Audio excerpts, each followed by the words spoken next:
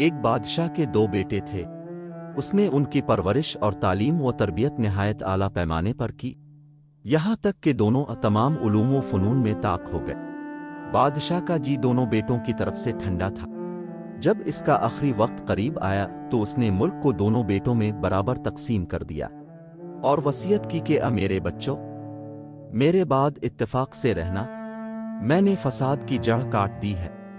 دونوں بھائیوں نے اپنا اپنا علاقہ سنبھال لیا اور حکومت کرنے لگے۔ ایک بھائی نہایت سخی، عقلمند اور منصف مزاج تھا۔ اس نے محتاجوں کے لیے لنگر جاری کیے، اس نے مسافر خانے بنوائے، سرکاری محاصل میں رعایت کی اور رفع عامہ کے لیے بے شمار کام کیے، یہاں تک کہ رعایا خوشحال ہو گئی۔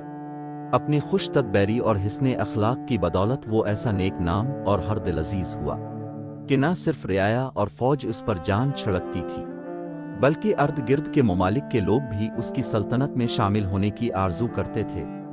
دوسرا بھائی لالچی اور ظالم نکلا، اس نے کاشتکاروں پر لگان بڑھا دیا، سامان تجارت پر طرح طرح کے ٹیکس لگا دیے اور روپیہ جمع کرنے کی دھن میں رعایا کو ستانے میں کوئی کسر نہ اٹھا رکھی۔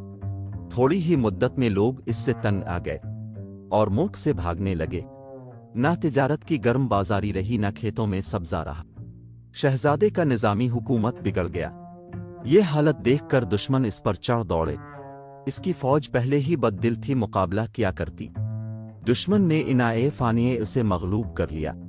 اس طرح وہ اپنی بد تدبیری اور عاقبت نہ اندیشی کی بدولت ملک اپنے ہاتھ سے گنوا بیٹھا۔